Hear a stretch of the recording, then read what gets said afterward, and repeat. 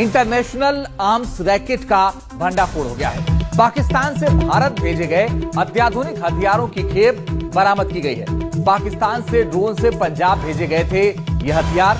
कुख्यात गैंगस्टरों को हथियारों की सप्लाई करने वाले 4 आरोपी गिरफ्तार किए गए हैं। भारी मात्रा में अत्याधुनिक हथियारों की खेप बरामद हुई है।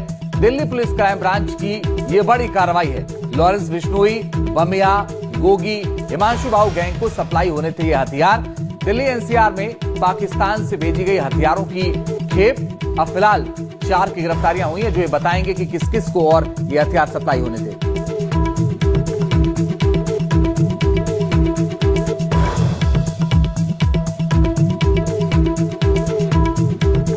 और दिल्ली के डीसीपी से हमारे सहयोगी शुभांग ठाकुर ने बात की है। वो सुनवाते हैं क्या कुछ बताया उस क्षेत्र के डीसीपी ने।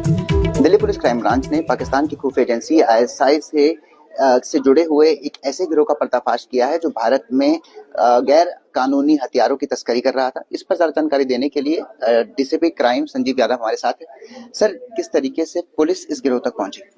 क्राइम ब्रांच की टीम को स्पेसिफिक इन्फॉर्मेशन थी कि दिल्ली के इलाके में कुछ लोग पंजाब से आकर वेपन सप्लाई कर रहे हैं। इस इन्फॉर्मेशन को डेवलप किया गया, जिसमें 2 व्यक्ति 19 तारीख को अप्रहेंड किए गए, जिनके पास से 8 सोफिस्टिकेटेड पिस्टल्स, जिसमें से 5 मेड इन चाइना है और 3 मेड इन टर्की है, ये रिकवर हुई थी। इनकी इंटरवेंशन से ये मालूम चला कि ये वेपन पाकिस्तान से ड्रोन के माध्यम से पंजाब के डिफरेंट इलाकों में ड्रॉप किए गए थे, जहां से इन दोनों व्यक्तियों ने कलेक्ट करके दिल्ली एनसीआर के इलाके में इनको सप्लाई करना था। सर, इस गिरोह का मॉडस ऑपरेंडी क्या था? किस तरीके से हथियारों की तस्करी भारत में हो रही थी?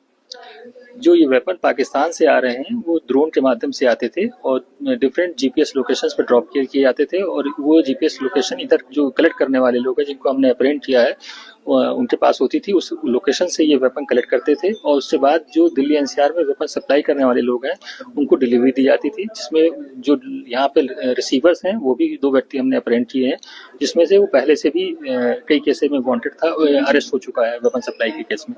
ये बॉर्डर से सप्लाई किस तरीके से करते थे? वो ट्रेस क्यों नहीं होता था? एक ड्रोन के माध्यम से, ये मैंने बताया कि ड्रोन के माध्यम से पाकिस्तान से वेपन इंडिया साइड में ड्रॉप कराए जाते थे और इसकी बहुत प्रिकॉशन से लेते थे।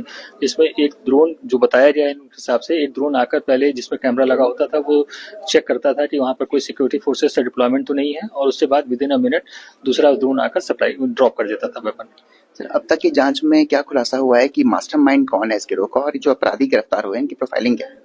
जो अभी तक मालूम चला है उसमें जसप्रीत जस्सा जो यूएस में बैठा हुआ है, हमारी इंफॉर्मेशन के हिसाब से वही पाकिस्तान में लोगों के टच में था और वही जो इंडिया में रिसीवर्स हैं उनके टच में था, उनको वेपन सप्लाई करा रहा था।